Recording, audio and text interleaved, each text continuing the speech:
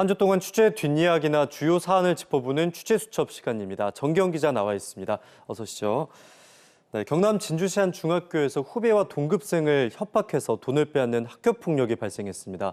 여기에 대해서 경남도 교육청이 전수조사에 나섰는데 결과가 나왔다고요. 자세한 내용 전해주시죠. 네, 진주의 한 중학교에서 학교폭력이 있었다고 알려진 것은 지난달 말입니다.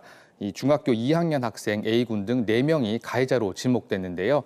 이 수개월 동안 후배들을 괴롭히고 협박하고 돈까지 빼앗았다는 겁니다. 말씀하신 것처럼 경남도 교육청이 조사에 나섰는데요. 문제 학생이 다니는 중학교 학생 870명에 인근 학교 970여 명까지 살펴봤습니다. 그랬더니 확인된 피해자가 41명으로 드러났습니다. 대부분이 2학년, 그러니까 동급생이거나 후배인 1학년 학생들입니다. 같은 학교뿐 아니라 인근 학교에서도 피해자가 나왔는데요. 확인된 피해 금액은 약 130만 원입니다. 대부분 피해자가 남학생인 것으로 나타났습니다. 네, 피해가 꽤 광범위한데요. 당초에는 피해 학생이 5명 정도로 알려졌었는데 이게 8배 이상으로 확인이 됐습니다. 협박 수법도 심각하다고 들었는데 이 과정에서 폭행은 없었습니까? 네, 피해 학생이 이 정도로 많을 것이라고 예상한 사람은 드물 것입니다. 처음에 피해가 확인됐을 때 해당 학교는 학생들을 상대로 또 학부모를 상대로 가정통신문을 돌렸는데요. 돈이나 물건을 빼앗는 사례가 있다고 하니까 신고해달라고 한 것입니다.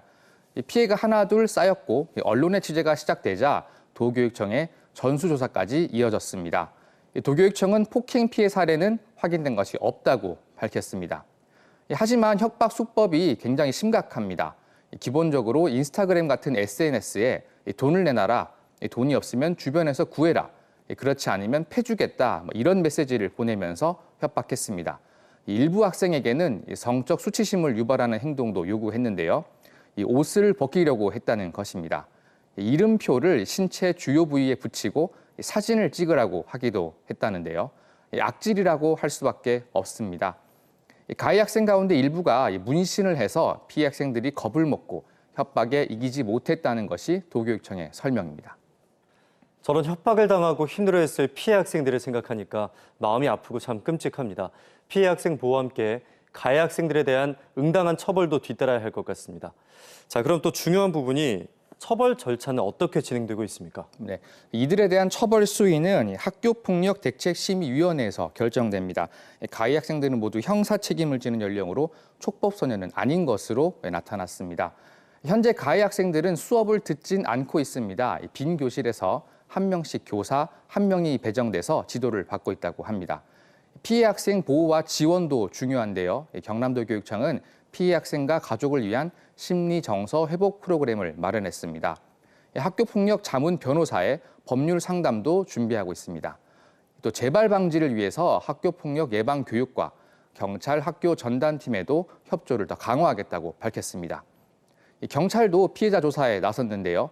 구체적인 혐의가 나오면 수사로 전환할 계획입니다. 피해 학생 부모들이 따로 모임을 만들어서 대응하고 있기도 합니다. 공동 대응으로 강력한 법정 대응을 계획하고 있는데요. 개별적으로 경찰에 고소장을 접수한 학부모도 있습니다.